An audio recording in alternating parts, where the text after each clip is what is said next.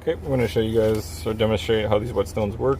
These are the natural whetstones that we've been making and working on for the past couple weeks. You can see here we have a pretty dull knife. So starting with this, we're going to be starting on the coarsest grit, which are these sandstones. Now, sandstone has been used for over 75,000 years to sharpen knives and tools. It was predominantly used in the Stone Age, or around that time, to hone in rocks, rock tools made from rocks, like cutting tools, axes, stone axes, things like that. At first they were just large outcroppings or blocks of sandstone that you would use. And of course it's much more refined now. We can get these nice shapes.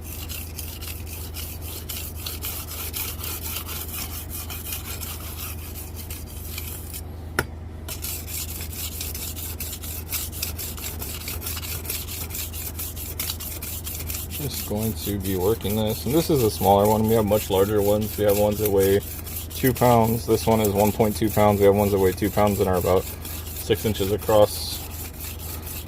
Much larger sharpening stones. Well, these are very fun to use. This is works really well on carbon knives and tools. Some more modern steels take a little bit longer. Probably said that about half a dozen times.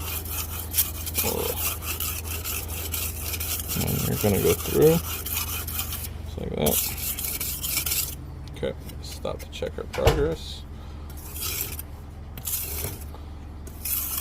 Alright, let's just hone off our burr here.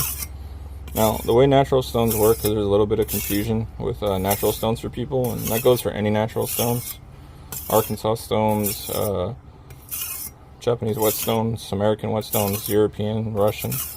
The longer you spend on natural stones, the better they work. They don't really have a grit rating. Any grits we give are approximate, they're not exact.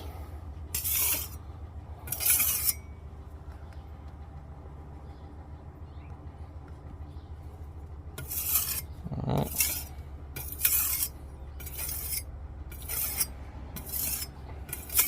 So the longer you tend to spend on these, the better they work. They work, of course, a lot faster on things like carbon steel knives or high carbon knives.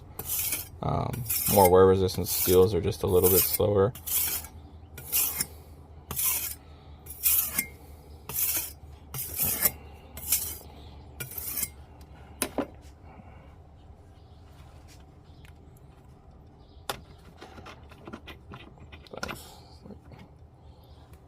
Okay, we're going to switch our stone out here.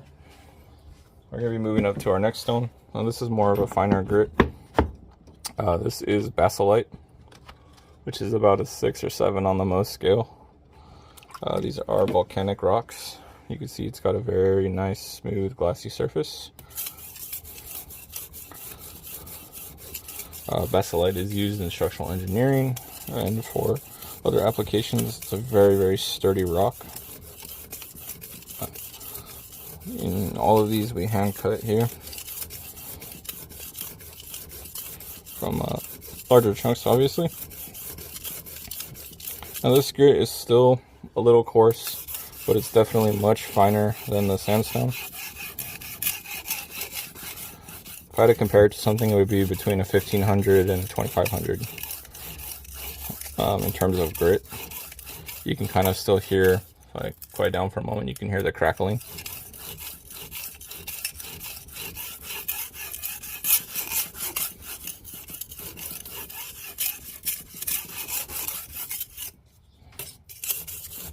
Gives us a really nice sound there. That's the abrasive particles or the quartz and feldspar breaking away from the rock here as we're sharpening, and that's what's giving us our ability to cut. These stones actually work quite nicely.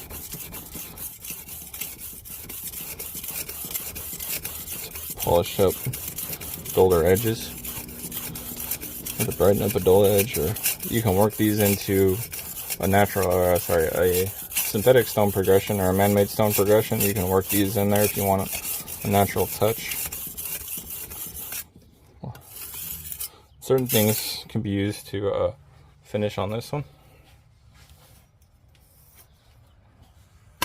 All right, let's see where we're at. So you can see, got a nice edge there. I'm gonna do this a little bit more because I hear a little bit of something in there I don't like on the knife. This one here, it's probably a little hard to see. Let me see if I can move this down a little bit. There we go. Okay, a little bit better. This one is about 8 inches by 2.2 inches. It's a nice wide stone with plenty of surface area to work. Knives, chisels, just about anything really. Okay, I'm gonna stop here and check my progress. And then if we're good, we will move on to our next stone.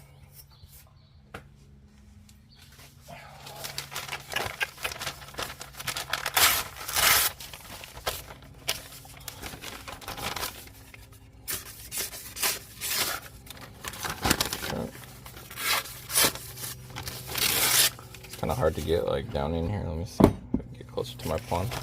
This camera is so low. Let's see. Yeah, there we go. Okay. Now you see we got a good working edge on this.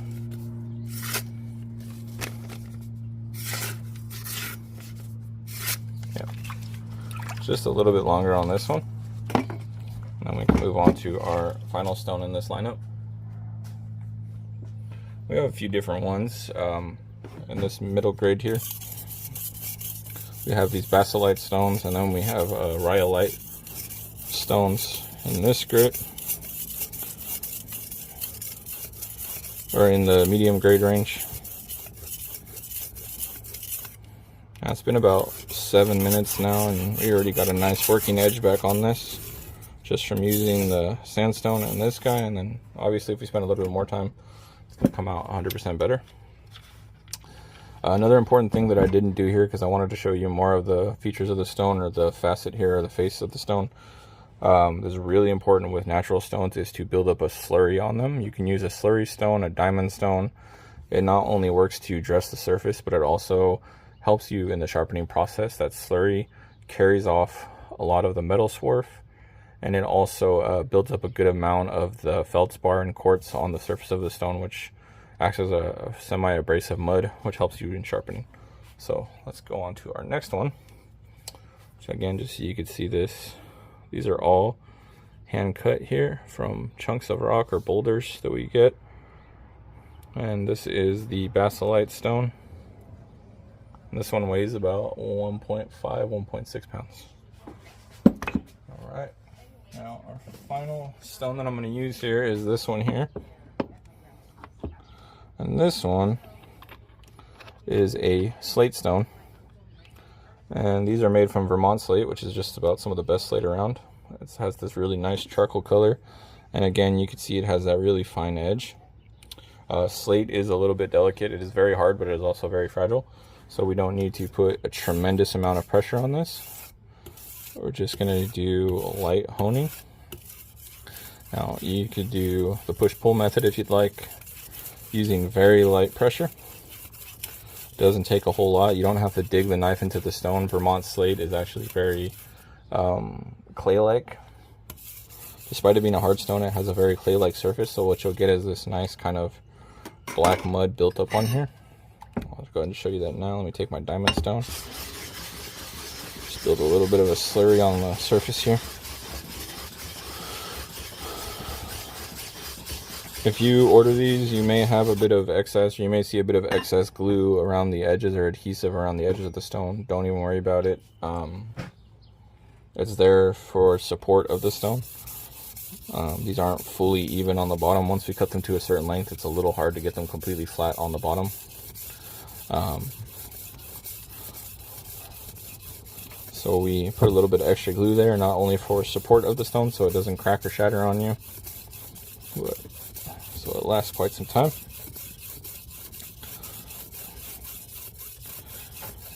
Alright. And you see that really nice black mud there. It's almost like it's tacky, almost like clay, wet clay. Very, very wet, watered down clay. Oops.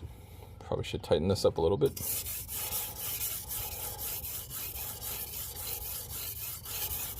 These are natural stones, so you're not going to want to soak any of these. Just give them a splash of water and they're good to go.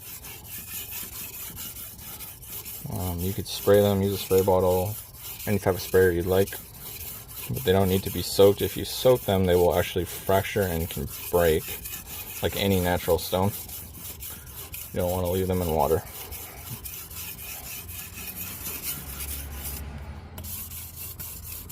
This Vermont slate is very, very nice. Lasts quite a long time. They use it, chunks of slate for roofing, and it could last up to 300 years. This stone can last you a lifetime as long as you take care of them. Obviously, don't soak them in water. We have more care tips on our website. But, let's check and see where we're at. Oh yeah, it's very nice. Let me get some more newspaper here.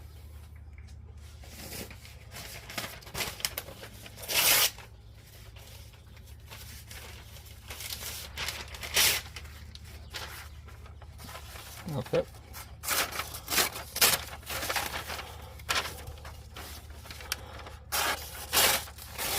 Fun fact, newspaper actually only tears one way, if you'll notice. It tears this way, but if you're using a knife and you're cutting this way, it's going to be a lot louder because it generally only tends to tear in one direction. And it just has to do with the way they print it. But that's a very nice edge right there, especially for this knife. Now obviously if I keep going, it'll get much, much finer.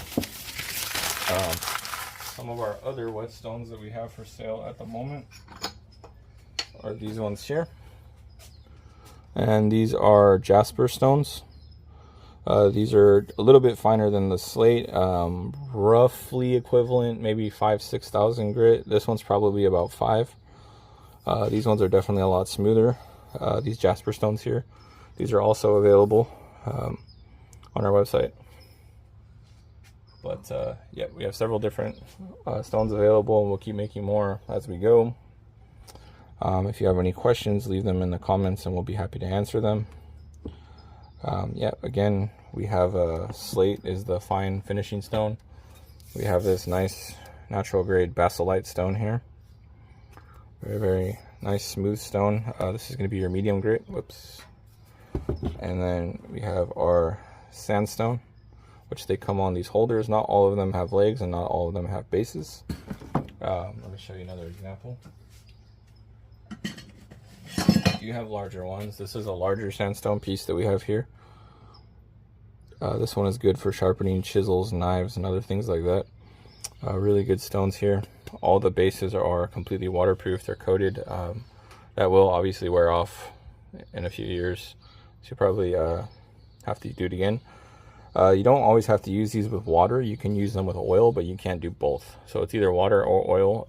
If you use oil, the benefit of using oil is that it soaks into the stone, and your stone is kind of preloaded like an evaculite stone would be the next time you go to use it.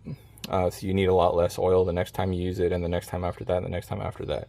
The other benefit of using oil on these stones is that the oil will kind of run down and penetrate the wood, and it'll really take care of the wood and add a natural layer of protection to it as you're working it. So that's another great benefit. This is another version of the Basalite stone. This one's just a little bit thinner, obviously. This is a 7.5 inch. And this one's just about 1.8 inches long, or 1.8 inches wide, sorry, at its widest point. But this one is another one that we have. You can see there we have the grit rating on it. And again, that's approximate. It's not exact. The way natural whetstones work is the longer you use them, again, the better your results can be, or will be. And then we have some other ones here. This is another sandstone we have. This is probably the largest sandstone that we have at the moment. This one is 2.582 pounds. About 1,171 grams. This is a nice large chunk. You can see here you have plenty of surface area to work. These are good for carbon steel swords and other types of things like that. This is another one we have. This one doesn't have a base. You always have the option to add a base if you'd like to add a base onto this. Completely optional. And yeah, there you go. That's all of our natural stones that we have at the moment. These are what the raw Rhyolite stones look like. We'll be getting these on the lapidary machine so we can get these nice and smoothed out, and they're good for sharpening. We also have things like this, deburring stone. There's this one here, and then we have larger stones. This is a quite heavy stone right here. This one is about 4 pounds, I believe. This one is about a 4-pound stone. This is quite a large stone. Very, very heavy, very solid stone. This one again is volcanic rock. And this is going to hit the lapidary machine soon, and this one won't be up for sale as well on our website.